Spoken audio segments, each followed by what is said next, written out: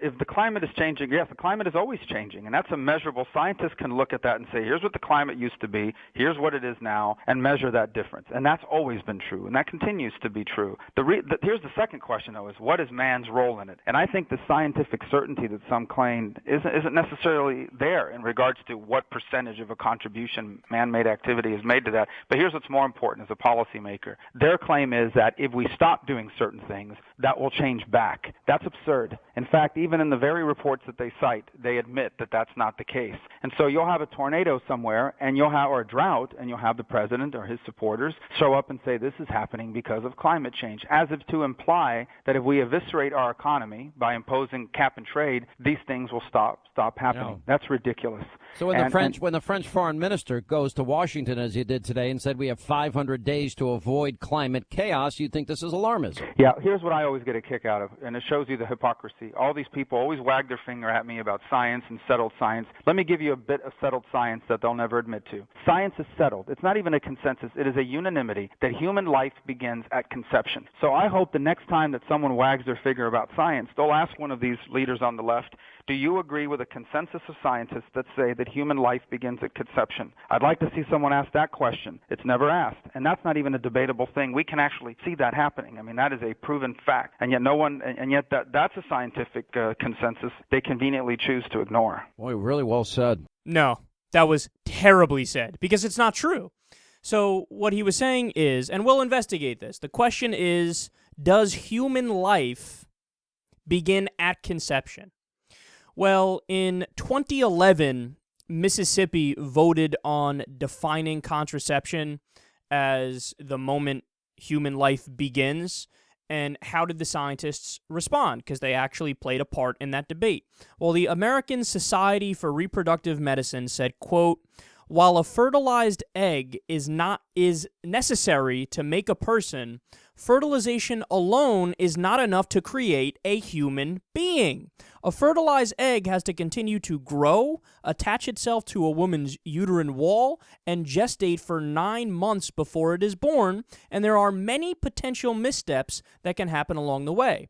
The law would interfere with the physician's ability to provide needed care for their patients, whether that's helping someone have a child or keeping them from having children.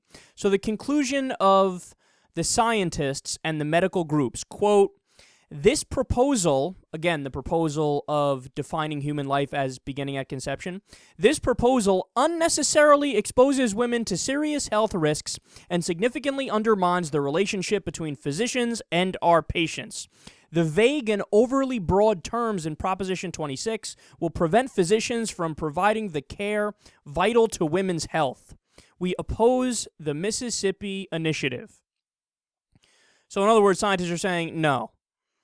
You want to, by law, define human life as beginning at conception? Wrong. We're not with you. We don't think that makes sense. And here's another really interesting point that they bring up.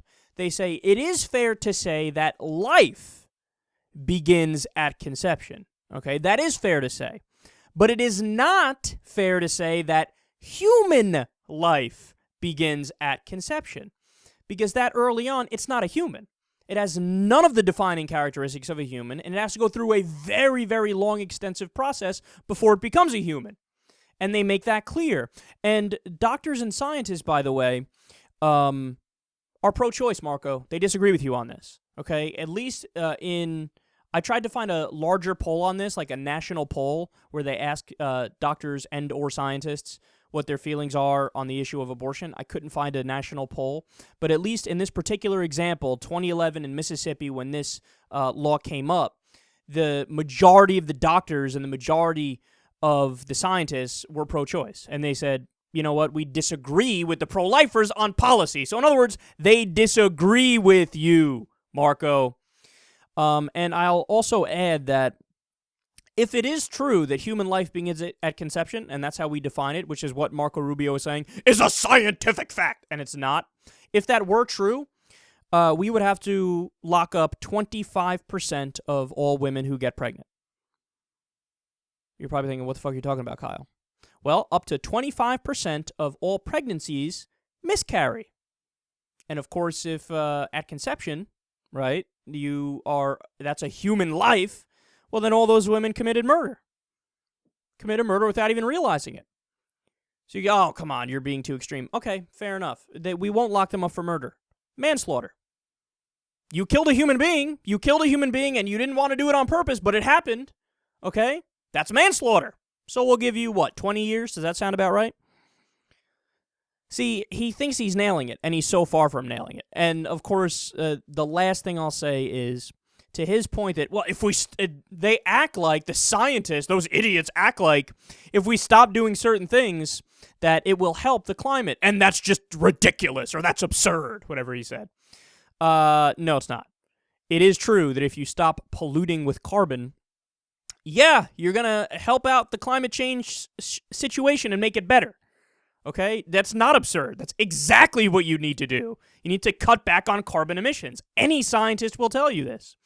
And then also, the idea that you're eviscerating the economy by cutting back on carbon and increasing clean energy, the exact opposite is true. It will help the economy because that's the next boom that we're waiting to see happen.